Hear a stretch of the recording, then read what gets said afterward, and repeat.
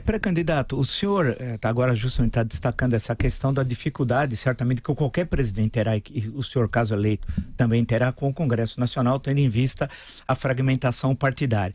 E dizem alguns analistas que é fundamental essa relação executivo-legislativo e que passaria, e aí é uma questão que sempre é feita ao senhor e é inevitável a pergunta, por uma estabilidade emocional. O que o senhor seria uma pessoa instável emocionalmente? Então, os exemplos são dados com a fartura na internet. Uma que o senhor teria, estou usando sempre o condicional, chamado ACM Neto, em certo momento, prefeito de Salvador, de anão moral.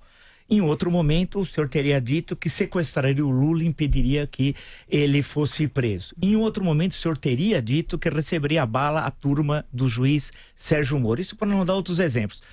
Como é que fica essa questão? Alguns falam, ele é um bom candidato, mas é instável emocionalmente.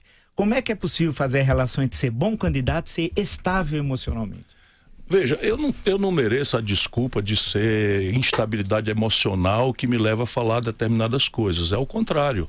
Eu já fui governador do 8º estado brasileiro, prefeito da 5ª maior cidade brasileira, já fui ministro da Fazenda, comandei a economia do Brasil, já fui ministro da Integração Nacional, tocou a mim por delegação do presidente Lula viabilizar um projeto polêmico, que é o projeto de São Francisco, da transposição do São Francisco, já fui deputado estadual, federal, enfim.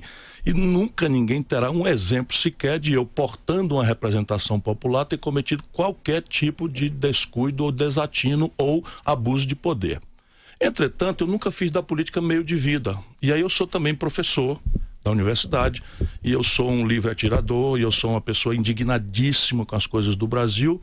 E nesses tempos de cidadão comum, eu falo, reflito sobre algumas coisas, e muitas vezes as pessoas tiram do contexto coisas que eu falei. Vão tomar do Sérgio Moro. Eu nunca disse isso sem uma brutal condicional, que é uma obviedade.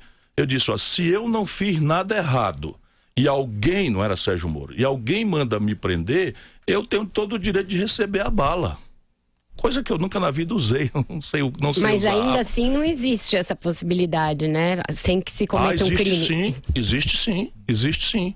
Eu sou professor de direito, está lá escrito, né? A legítima defesa é não comete crime aquele que repele injusta agressão, atual ou iminente, contra si ou terceiros. Mas desde que seja proporcional. Embora utilizando moderadamente dos meios necessários.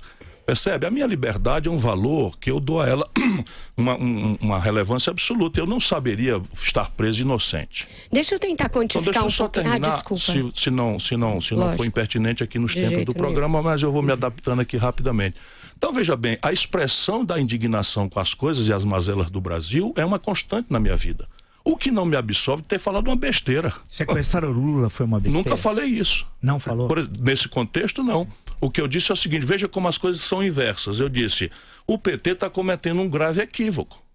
Porque das duas, uma, ou o PT considera que o judiciário brasileiro está numa conspiração orgânica, e nesse caso o caminho não é recorrer ao judiciário, é tirar o Lula para uma embaixada. Eu me voluntario, disse eu, condenando a atitude do PT, eu me voluntario a integrar um grupo de juristas que, chegando à conclusão de que o Lula está sendo violado nas suas franquias democráticas, ou seja, que o país estaria assistindo uma escalada de golpe envolvendo o judiciário, para uma embaixada.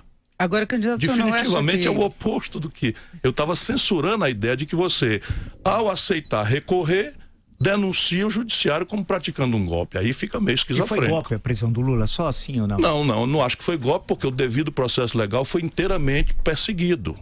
O que eu acho a sentença do Moro injusta. É diferente, porque você tem todo o direito de achar justa ou injusta, embora não seja a minha atribuição sentenciá-lo. Agora, se o próprio Lula recorre da sentença, é porque ele está aceitando o rito. Ministro, é simples assim.